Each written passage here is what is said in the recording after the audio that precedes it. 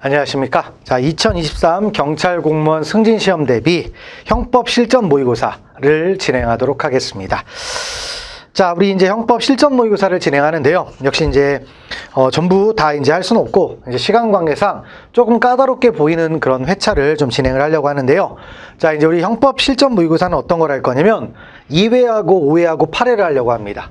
2회, 다음 뭐다? 5회, 그다음에 8회. 요렇게 이제 진행을 하도록 하겠습니다. 그리고 양이 좀 많죠. 양이 많고 그리고 여러분들이 풀 수 있는 것까지 다 제가 해설을 할 필요는 없겠죠. 그래서 좀 까다롭게 느껴지는 문제, 몇 문제 위주로 진행을 하도록 하겠습니다. 그래서 해설도 잘 나와 있고 하니까 일단 한번 풀어보시고 시간 안에 풀어보면서 어떤 것들이 부족한지를 정확하게 체크하시면 좋을 것 같아요. 자, 그래서 그걸 놓고 이제 우리 문제를 한번 보도록 하겠습니다. 첫 번째 문제를 한번 보도록 하죠. 첫 번째 문제, 죄형법정주의 옳은 것. 옳은 문제는 항상 까다롭죠. 그래서 자, 이제 뭐냐면 우리 사전자 기록 등 위작죄가 있습니다. 전자기록 위작죄인데 자, 뭐죠? 얼마 전까지 이제 판례가 위작의 의미를 공전자 기록하고 사전자 기록을 나눴어요. 그래서 나눠서 판단을 하다가 현재는 판례의 성운이 뭐다? 똑같아졌습니다. 그래서 뭐가 들어가냐면 위작이라는 말은 위자고 작자라는 거예요. 그러니까 위는 위조, 그 다음에 작은 뭐다? 허위 작성이죠. 그러니까 권한 없는 사람이 뭐라는 겁니까? 자료를 마음대로 바꾸는 거나 아니면 권한은 있지만 그 권한을 남용해가지고 자, 뭐다? 자료를 바꾸는 거. 이것도 뭐가 된다? 위작이 될 수가 있다라는 거죠. 그래서 그런 취지인데 한번 읽어봅시다.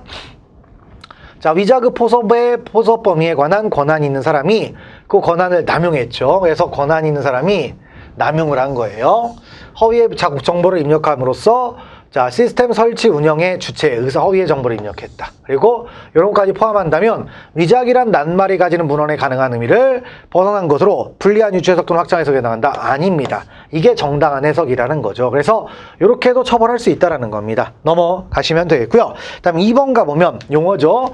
약사가 약국에서 원격지의 의뢰인과 전화로 의약품에 관하여 상담한 다음 택배로 의뢰인에게 의약품을 보낸 경우 있죠? 의약품의 판매를 이루는 주요 부분이 약국이라는 장소적 제한을 벗어난 곳에서 행하여진 것이므로 약국 이외의 장소에서 의약품을 판매하는 행위에 해당한다. 그래서 분명히 지금 뭐다? 택배로 보냈잖아요. 그러니까 약국 이외의 장소에서 의약품을 판매하는 행위에 해당한다 이거죠. 그래서 이 지문은 맞는 얘기가 되겠습니다. 넘어가시고요. 그다음에 3번. 자동차관리법에서 자동차 이력 및 판매자 정보를 허위로 제공한 자만을 처벌하도록 하고 있는데 허위로 제공했다라는 말은 뭐예요? 의도적인 거죠. 근데 여기에 단순한 누락까지 포함하면 되겠습니까? 안 되겠습니까? 안 되는 거죠. 그래서 자, 2번 맞고 3번 틀리고 1번 틀리고 다음 4번. 우리가 형벌불소급의 원칙은 행위 당시의 법령에 의하면 범죄가 되지 아니하던 행위를 법령을 개정해서 처벌하는 것을 금지하는 거였죠. 근데 판례는 법률이 아닙니다. 그렇기 때문에 형벌불소급의 원칙에 반한다, 반하지 않는다, 반하지 않는다라는 얘기죠. 그래서 그 부분을 알아두시면 되겠습니다. 자, 넘어가도록 하겠습니다. 그래서 1번 문제 한번 보셨고요. 그 다음에 자, 3번 문제 한번 가보겠습니다. 법인의 범죄 능력 양벌 규정 옳지 않은 것 있네요. 자, 일단 1번 내용은 뭡니까? 바로 법인은 범죄 능력이 있다 없다? 없죠.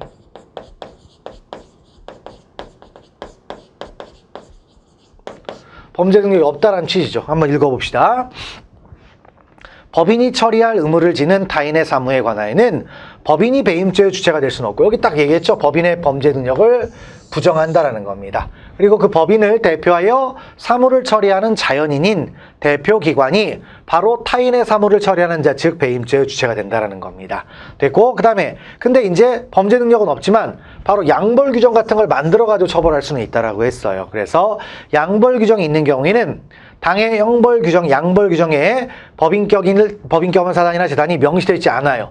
명시되어 있지 않으면, 그러니까 법의 규정에 따라 처벌하는 거죠. 근데 명시가 안 돼 있는데, 자, 처벌하면 되겠습니까? 안 되죠. 그러니까 양벌 규정은 법률로 법률의 규정에 따라 처벌하는 거니까 이 부분이 틀렸다는 얘기입니다. 그래서 2번 틀렸고요. 그 다음에 3번 가보시면, 지방자치단체가 고유의 뭐다? 자치사무를 합니다. 그러면 이건 뭐예요? 법인이죠, 법인. 그러니까 양벌 규정에 의한 처벌 대상이 되는 법인에 해당합니다. 그래서 자 이제 기관이임 사무가 되면 대신 안 되겠죠. 그래서 그 부분 보시고요. 넘어가시면 됩니다. 그 다음에 4번 조금 긴데 내용을 한번 봅시다. 개인정보보호법은 공공기관 중 법인격이 없는 중앙행정기관 및 소속기관 등을 개인정보 처리자 중 하나로 규정하고 있으면서도 양벌 규정에 의하여 처벌되는 개인정보 처리자로는 자 뭐다 쪽에서 법인만 규정하고 있을 뿐, 그리고 법인격 없는 뭐다 규정을 안 두고 있다 이거예요. 규정을 두고 있지 않다. 그러면 항상 얘기하지만 양벌 규정, 규정이 있을 때만 처벌해요. 그래서 처벌 규정 없으면 처벌 못 합니다.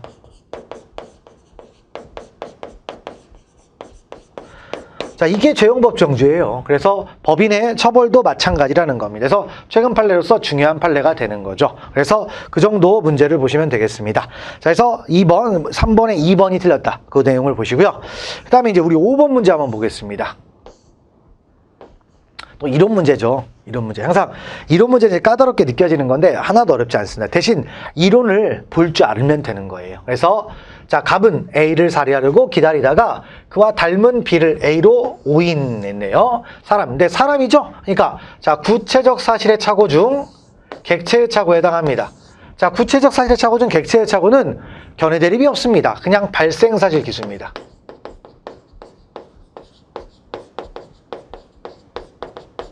그러니까 B 죽였잖아요. B에 대한 살인죄 됐습니다. 그 다음 두 번째, 갑은 형 A를 살해하려고 기다리다가 아버지 B를 오인하여 자 살해를 했습니다. 법정적 부합설에 따르면 보통살인 미수, 존속살인죄 상상적 경험이 된다. 근데 말도 안 되는 얘기고요. 법정적 부합설 중요하지 않아. 이거예요, 이거. 발생사실 기수인데 중요한 건 그러면 여기서 이제 이렇게 가는데 법정적 부합설이고 아니고 상관없습니다. 그래서 발생사실 기수가 되는데 문제는 존속살인 결과가 발생했잖아요. 근데 중요한 건 존속에 대한 인식이 없어요. 오인했으니까. 그러니까 뭐가 된다? 보통살인죄만 성립하는 겁니다. 이렇게 되는 거죠. 그래서 2번이 틀렸죠. 그 다음 3번 가보시면 갑이 A를 살해하려고 총을 쏘았으나 빗나가 옆에 있던 B가 맞아 사망을 했습니다. 그럼 이건 뭐죠? 구체적 사실의 착오 중 방법의 착오가 됩니다. 그렇죠? 방법의 착오. 근데 지금 사람이 죽었으니까 방법의 착오죠. 그러면 방법의 착오인데 구체적 부합설에 따르면 어떻게 돼요? 인식사실 미수와 그 다음에 발생사실 과실의 상상적 경합이 되죠. 물론 법정적 부합설로 가면 뭐죠? 발생사실 기수가 됩니다. 근데 여기는 어쨌든 맞는 얘기가 되는 거죠. 그 다음에 4번, 갑이 A라고 생각하고 전화를 걸어 협박하였는데 사실은 A가 아닌 B가 협박죄를 받았습니다. 그럼 법정적 부합설은 무조건 발생사실 기수죠.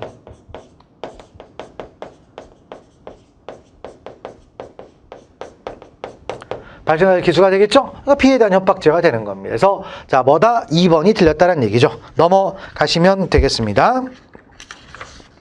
자, 그 다음 8번 한번 가볼까요? 자, 기대 가능성에 관한 설명 옳지 않은 것 있네요. 자, 한번 보시면 기대 가능성은 적법행위를 할 수 있음에도 불구하고 적법행위를 안 했다라는데 이걸 따지는 거니까 적법행위를 할 수 있어야 돼요. 그래서 적법행위에 대한 기대 가능성입니다. 자, 읽어보시면 직장 상사의 지시로 인하여 부하가 범법행위에 가담한 경우 비록 직무상의 지위 복종 관계가 인정된다고 하더라도 그것 때문에 범법행위에 가담하지 않을 기대 가능성이 부정된다고 볼 수는 없다. 그래서 기대 가능성이 있다는 뜻이죠. 처벌한다는 얘기입니다.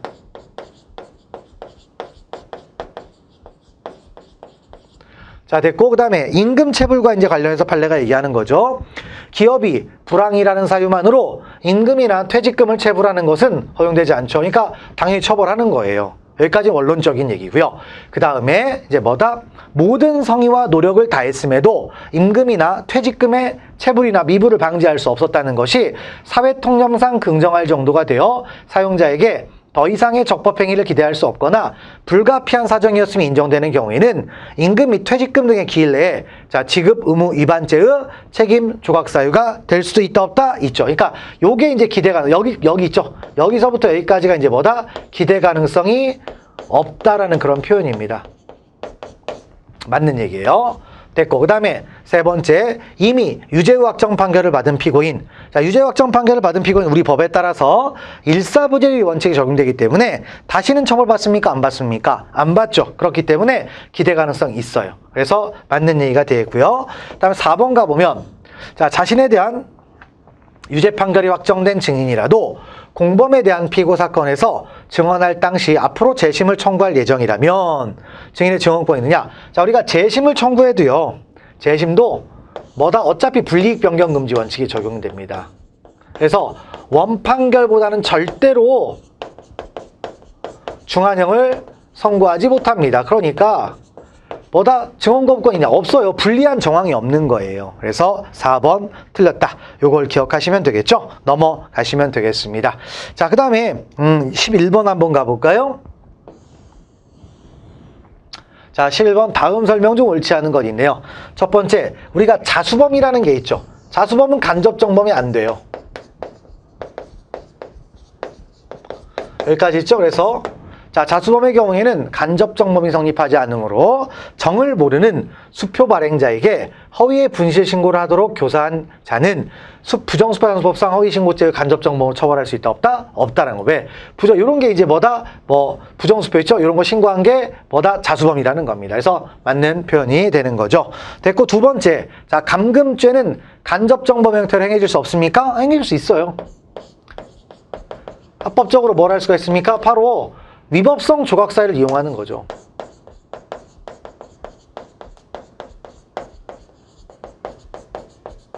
이용하는 겁니다. 그래서 있으므로 그 다음부터 인신구속 관련 직무를 행하는 자가 피해자를 구속하기 위하여 진술조서를 허위로 작성한 후 그 정을 모르는 검사를 기망하여 구속영장을 받아 피해자를 구금했다. 그러면 직권남용 감금죄가 성립하는 겁니다. 간접정범이 되는 거죠. 그래서 자, 뭐다? 2번 틀렸다라는 거죠. 그 다음에 3번, 자, 우리가 목적범에서는요, 목적 없는 도구를 이용하면 간접정범이 되겠죠. 왜? 목적범은 목적이 있어야 성립하는 거니까. 그래서 3번 보시면 타인을 비방할 목적으로 허위의 기사 자료를 그 정을 모르는 기자에게 제공하여 신문 등에 보도되게 한 경우에는 자, 간접정범이 될 수 있죠. 왜냐? 모르니까. 그러니까 자, 뭐다? 보도한 사람은 고의가 목적이 없잖아요. 그래서 그런 부분이고요. 그다음 네 번째, 유가증권 변조. 그러니까 변조라는 말은 권한 없는 자가 뭐다? 진정으로 성립된 유가증권의 내용에 동일성을 해하지 않는 한도에서 변경을 가하는 것. 이걸 변조라고 말하는 거죠. 근데 간접정범 형태로 행해질 수 있다 없다? 있습니다. 그래, 어떤 거냐? 자, 유가증권을 자기가 이제 마치 권한이 있는 것처럼 속여가지고 네가 대신 고쳐줄래? 라고 위임을 해준 거예요. 그러면 권한 있는 사람이 부탁했다고 생각할 수가 있잖아요. 그래서 된다라는 겁니다. 그래서 2번 틀렸죠. 넘어가시면 되겠습니다. 자, 그 다음에 12번 문제 보겠습니다. 박스 문제니까. 교사범 옳은 것 있네요. 첫 번째부터 보시면 자, 교사범은 정범과 동일한 형이죠. 처벌합니다. 근데 이제 이거는 법정형이 동일하다는 뜻이죠. 선고형은 달라집니다. 자, 됐고, 그 다음에 자, 피교사자가 범죄의 실행에 착수하였으나 미수에 그쳤습니다. 그러면 실행에 착수했어요. 그럼 미수가 있으면 그냥 미수범입니다. 미수범. 그래서 둘 다 미수범형으로 처벌하는 거죠. 맞는 얘기가 됩니다. 그 다음에 디귿번, 피교사자가 범죄의 실행을 승낙하였으나 실행에 착수해 나아가지 않은 경우, 나아가지 않아요. 승낙을 했는데 실행에 착수해 나아가지 않았다. 이게 뭐죠? 효과 없는 교사죠.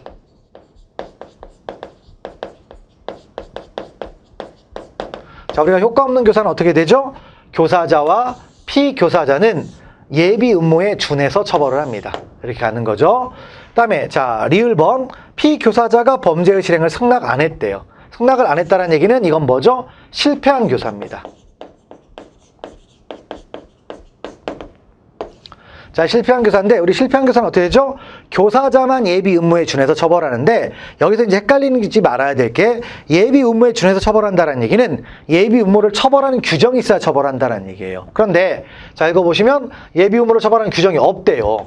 없다면 처벌 못하죠. 처벌할 수 없습니다. 다 맞는 얘기가 됩니다. 그래서 4번이 정답이 되는 거죠. 넘어가시면 되겠습니다. 자, 그 다음에 우리 15번 문제 한번 보겠습니다.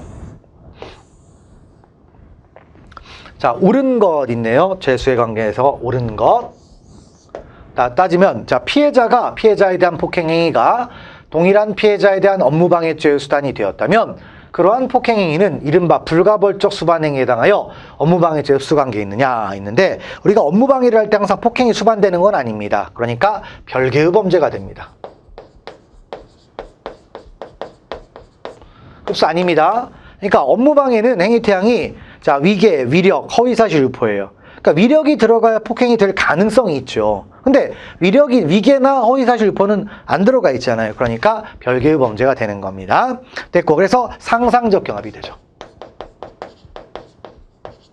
하나 행위라고 하면, 물론 두 개의 행위라고 하면 실체적 경합이 되겠죠. 그 다음에 자 2번 가보면 당자 수표를 조합 이사장 명의로 발행하여 지급기일에 지급되지 아니하게 한 사실로 인한 부정수표단속법 위반죄와 동일한 수표를 발행하여 조합에 대하여 재산상 손해를 자 뭐다 있죠, 위반죄와 쭉 해가지고 업무상 배임죄가 있네요. 당연히 상이하죠. 상이한데 중요한 건 하나 행위는 몇 개다? 하나입니다. 그래서 상상적 경합이 됩니다.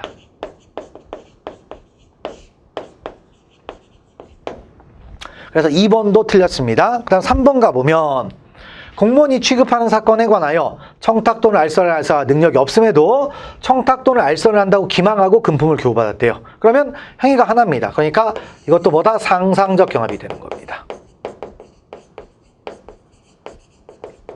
됐고요. 그 다음에 4번 가보겠습니다. 4번 보시면 음주 또는 약물의 영향으로 정상적인 운전이 곤란한 상태에서 자동차를 운전하여 사람을 상해에 이르게 함과 동시에 다른 사람의 재물을 손괴한 때에는 특정 범죄 가중처벌 등하는 법률 위반 죄 외에 업무상 과실 재물 손괴로 인한 도로교통법 위반죄가 성립하죠. 그리고 이 두 죄는 무슨 관계가 된다? 상상적 경합이 됩니다. 그래서 이 부분 하나 행위잖아요. 하나 행위. 그래서 4번 맞는 얘기가 되겠습니다. 넘어가시면 되겠고요.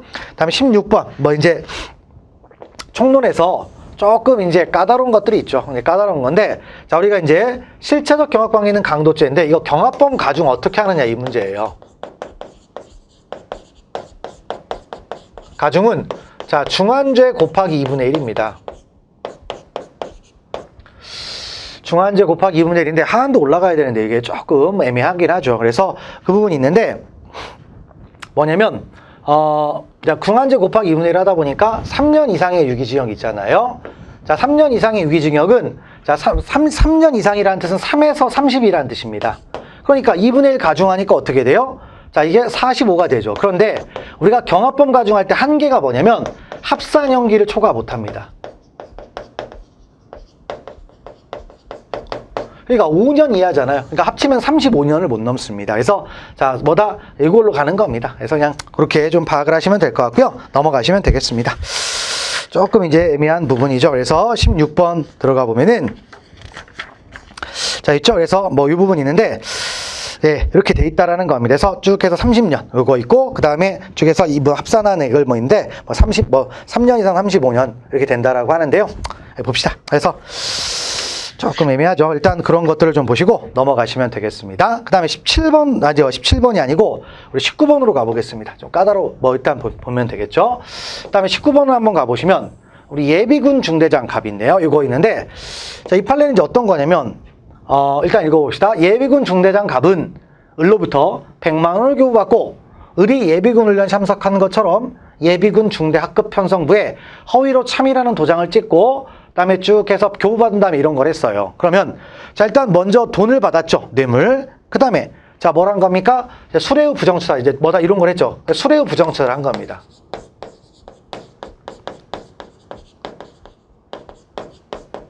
한 거고요. 그다음 또 뭐가 있냐면 그리고 나서 안 했는데 했다고 했잖아요. 허위 공문서 작성. 그다음 뭐다? 동행사. 이렇게 된 거예요. 이렇게 됐는데 문제는 여기하고 여기는 상상적 경합이 됩니다. 왜냐하면 부정처사하고 허위 공문서 작성 맞죠? 그다음에 여기도 마찬가지로 상상적 경합이 됩니다. 그런데 이쪽으로 가보면 이 둘은 뭐가 된다? 실체적 경합이에요. 그러다 보니까 복잡해지죠. 이거 어떻게 해결해? 이런 겁니다. 그랬더니 이럴 때는 어떻게 하느냐? 그냥 전부를 상상적 경합으로 취급하자. 그래서 전부를 상상적 경합으로 취급해요. 그래서 이거 뭐라고 한다? 연결 효과에 의한 상상적 경합. 이렇게 부르죠. 그래서 따로 경합범 가중을 하지 않습니다. 하지 않아요? 그러니까 가장 센 죄로 처벌해버리면 되는 겁니다. 그래서 몇 번이냐? 4번 가보면 허위공작성죄, 그 다음에 동행사죄와 수뢰후 부정처사죄는 각각 상상적 경합, 허위공작성죄와 동행사죄는 각각 실체적 경합. 그래서 자, 중한 수뢰 후 부정수단죄 이렇게 간다 이거죠. 그래서 경합범 가중을 하지 않는다. 뭐 이런 취지의 이야기입니다. 가볍게 보시면 되겠죠. 넘어가시면 됩니다. 그 다음 21번 가보도록 하죠. 자, 협박죄에 대한 설명 옳은 거 돼가지고 있네요. 자, 그래서 첫 번째 옳은 거니까 자, 친권자가 야구 방망이로 때릴 듯이 피해자에게 죽여버린다라고 말한 것은 교양권 행사에 해당합니까? 아니, 죽여버린다가 어떻게 되겠어요. 그래서 정당행위 아닙니다. 됐고, 두 번째 공포심을 우리가 협박이라는 건요 해악을 고지하는 거죠. 그래서 공포심을 느낄 만한 해악을 고지했고, 그다음에 상대방이 도달했습니다. 의미를 인식했어요. 공포심은 못 느껴도 상관없습니다. 그냥 기수입니다. 그래서 공포심을 느껴도 상관없습니다. 됐고, 세 번째 자, 협박죄 후 구성요건적 행위는 해악을 고지한다라는 것을 인식 인용하고 고지한 해악을 실제로 실현하겠다는 의사 이런 것까지 필요 없죠. 어떻게 실현합니까? 그래서 틀렸고, 그 다음에 네 번째 협박죄에 있어서 해악을 고지하는 것을 해악을 가할 것을 고지하는 행위는 통상 언어에 의한 것이므로 거동으로 뭐 할 수 없냐? 거동에 의한 협박 다 합니다. 가능합니다.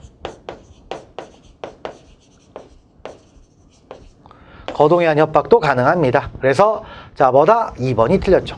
넘어가시면 되겠고요. 그 다음에 자, 22번 가보겠습니다.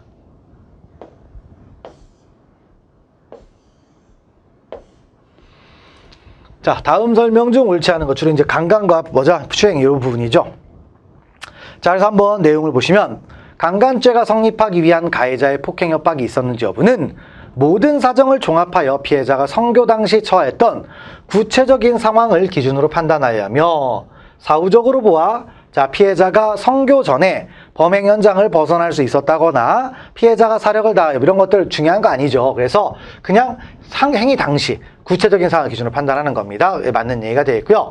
두 번째, 강간범이 강간행위의 종료 전, 즉 그 실행행위의 계속 중에 강도행위를 할 경우에는 이때 비로소 강도의 신분을 취득하는 것이므로 그 이후에 그 자리에서 강간행위를 계속하는 때는 강도가 부녀를 강간한 때 해당하니까 당연히 뭐죠? 강도강간죄가 된다. 됐고, 세 번째로 가보면 강간범인이 부녀를 강간할 목적으로 폭행 협박에 의하여 반항을 억압한 후 반항 억압 상태가 계속 중임을 이용하여 재물을 탈취하는 경우에는 재물 탈취를 위한 새로운 폭행 협박이 없더라도 강도가 된다. 그래서 강간범인이 이미 폭행 협박을 했고 뭐 했으니까 강도가 된다 이거죠. 근데 이제 이건 강간죄와 강도죄가 따로따로 성립하는 겁니다. 됐고, 네 번째 가보면 강도가 강간하려고 했으나 잠자던 피해자의 어린 딸이 잠에서 깨우는 바람에 자, 도주한 경우는 중지범의 요건인 자의성을 인정할 수 없는 반면에 여기까지 자의성 있고요. 그 다음에 피해자가 이쪽에서 이렇게 말하자 자의성을 인정할 수 있다. 이것도 안 됩니다. 자, 우리가 자의성은 자, 뭐다? 외부적 장애 요인이 없음에도 불구하고 자, 뭐다? 스스로 멈춘 걸 자의성이라고 하는데 여기서 말했으면 뭡니까? 남편이 곧 돌아온다. 불가능한 거예요. 처음부터. 그러니까 이거는 자의성 인정합니다. 그래서 장애 미수가 되는 겁니다. 자, 그 부분을 보시고요. 넘어가시면 되겠습니다. 자, 그 다음에 자, 또 넘어가서 우리 25번 한번 가볼까요? 주거침입죄. 자, 주거침입죄 여기도 좀 판례가 좀 애매한 게 하나가 있죠. 첫 번째부터 이제 들어가 보면 자, 건조물 침입죄의 객체인 관리하는 건조물은 주위 벽, 기둥과 지붕 또는 천정으로 구성된 구조물로서 사람이 기거하거나 출입할 수 있는 장소를 말하므로 물탱크 시설. 왜? 물탱크 시설은 이제 외부에 떨어져 있다라고 해서 이제 인정하지 않았던 겁니다. 그냥 가볍게 보시고요. 2번이 좀 애매합니다. 왜냐, 이제 최근 판례가 이제 바뀌다 보니까 우리가 주거침입죄는 중요한 게 추정적 의사 이런 거 안 따져요. 안 따지고 뭐다? 행위태양. 들어갈 때 행위태양을 가지고 따지면 됩니다. 그래서 들어가는 방법이 자연스럽냐 부자연스럽냐. 그러니까 이거는 그냥 여러분이 날려버리시고, 그러니까 뭐 판례가 폐기되거나 그런 건 아니지만 날려버리시면 좋을 것 같습니다. 자, 됐고요. 그 다음에 3번으로 가보겠습니다. 3번 보시면 그러니까 3번에 명확한 게 있다 보니까 이제 그런 건데요. 그러니까 주거침입죄가 최근에 많이 바뀌었잖아요. 그래서 그 부분이 있는데, 자, 피고인이 야간에 다세대 주택 2층에 불이 꺼져 있는 것을 보고 물건을 절취하기 위하여 가스배관을 타고 올라가다가 이렇게 해서 순찰 중이던 경찰과 발각되자. 근데 창문 이런 거 안 잡았죠. 실행 착수가 안 했습니다. 그러니까 우리가 야간 주거침입 절도가 되려면요, 어쨌든 주거침입시가 돼야 돼요. 근데 주거침입을 안 했다.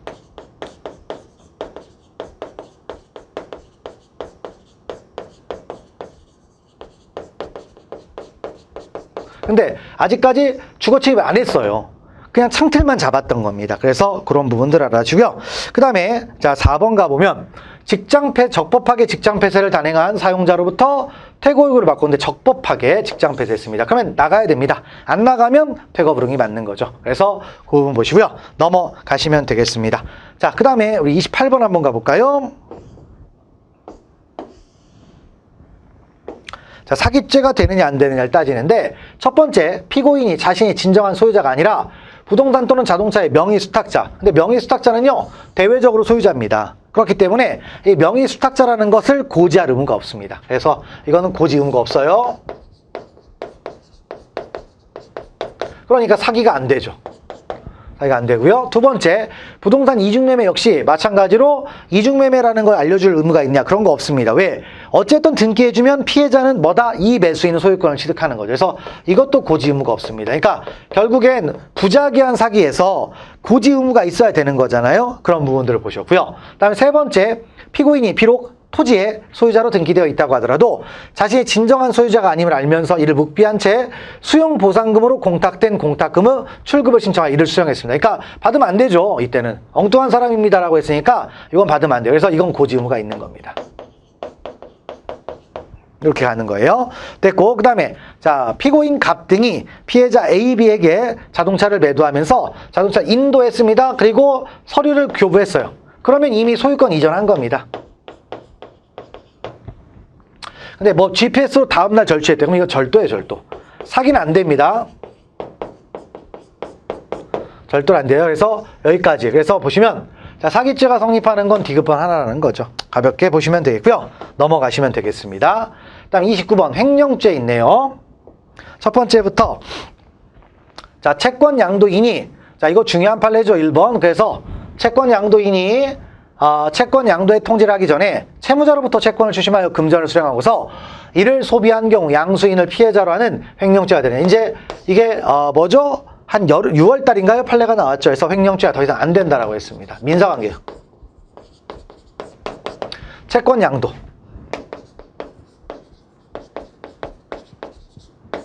더 이상 횡령죄가 안 된다라고 했습니다. 잘 보시고요. 그다음 2번.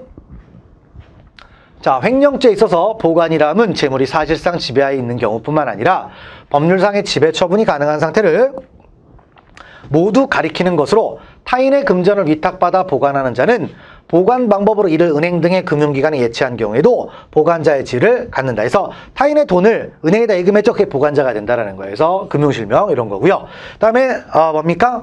3번 명의 수탁자가 신탁받은 부동산 일부에 대한 토지 수용 보상금 중 일부를 소비하고 이어 수용되지 않은 나머지 부동산 전체에 대한 반환을 거부한 경우 반환 거부 행위는 별개의 뭐다? 횡령죄가 된다. 물론 뭐다 여기서 유효하다라는 전제를 깔고 얘기하면 자, 뭐가 됩니까? 반환 거부 행위도 별개의 뭐가 된다? 횡령죄가 된다라는 얘기죠. 넘어가시고요.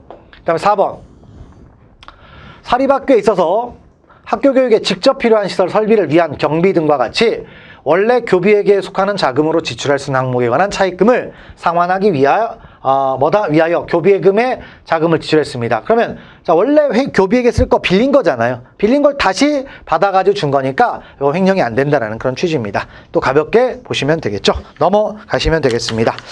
자, 그다음에 32번 한번 가볼까요? 강제집행 면탈죄가 있네요. 강제집행 면탈죄는 자, 일단 뭐다? 강제집행을 면할 목적으로 채권을 허위 양도 같은 걸 하면 되는 거죠. 근데 전제 상황이 뭐냐면 채권의 존재가 전제가 됩니다.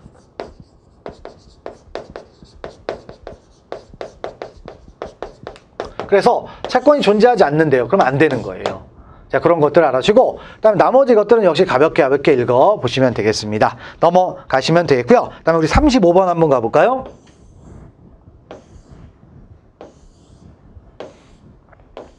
자, 문서에 관한 죄가 있네요.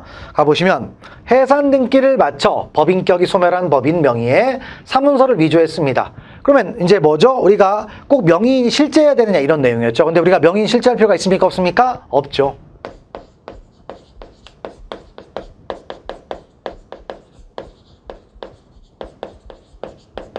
없습니다. 그래서 자, 이런 것들도 뭡니까? 위조가 되는 거예요.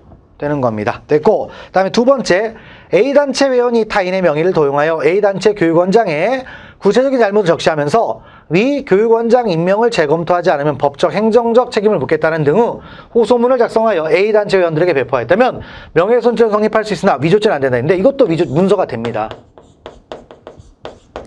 돼요. 그래서 틀렸다라는 거고요. 그다음에 디귿번 가보시면 주식회사 대표이사가 회사의 운영을 실질적으로 장악 통제하고 있는 1인 주주의 구체적인 위임이나 승낙을 받지 않고 이미 퇴임한 전 대표이사를 대표이사로 표시하여 뭐 이런 거 했대요. 위조가 안 됩니다. 왜?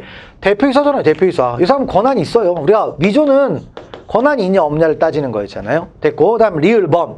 갑이 공문서의 이미지 파일을 위조하고 이를 이메일로 A에게 송부하여 프린터로 출력하게 하는데 쭉 해서 위조된 것이면 알지 못했다면 위조행세가 되는데, 자, 일단 공문서죠. 문서를 지금 쭉 해서 위조했어요. 파일이라고 돼 있지만 공문서가 있다라는 걸 전제하고 이렇게 되는 거죠. 그러면 행사가 됩니다. 그래서 자, 뭐가 된다? 니은 번만 틀린 지문이 되죠. 그래서 나머진 맞는 지문 됐고 넘어가시면 되겠고요. 그 다음에 36번 한번 가볼까요? 자, 36번 가보시면, 자, 문서 부정행사가 있네요. 부정행사는 이제 정당한 진정 문서를, 자, 이제 부정하게 사용을 한 거죠. 그래서 기업번부터 들어가 보면, 피고인이 제3자로부터 신분 확인을 위하여, 자, 신분증명서의 제시를 요구받고, 다른 사람의 운전면허증을 제시했습니다. 이게 부정행사가 맞습니다. 신분 확인을 위해서. 그러니까 운전면허증도 신분 확인을 위해서 씁니다. 됐고, 그 다음에 두 번째, 자동차의 운전자 등은 운전자인 돼 가지고 있는데 이미지 파일이에요. 이미지 파일은 원래 우리가 보여줄 때는 문서 그 자체를 얘기해요. 그러니까 이건 안 됩니다.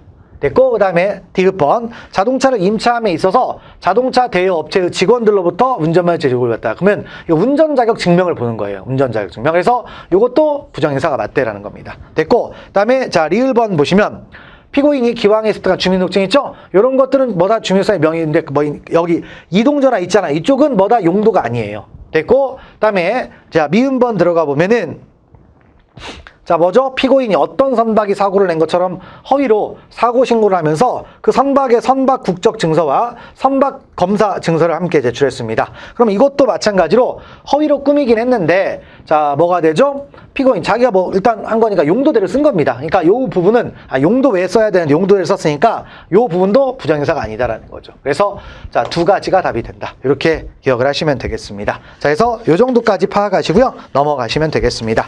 자, 그래서 2회 있죠? 까다로운 문제들이 몇 개 있습니다. 그래서 좀 부분들이 있는데 이렇게 한번 정리를 하시면 될 것 같습니다. 자, 그래서 2회 마무리를 짓도록 하겠습니다. 자, 수고하셨습니다.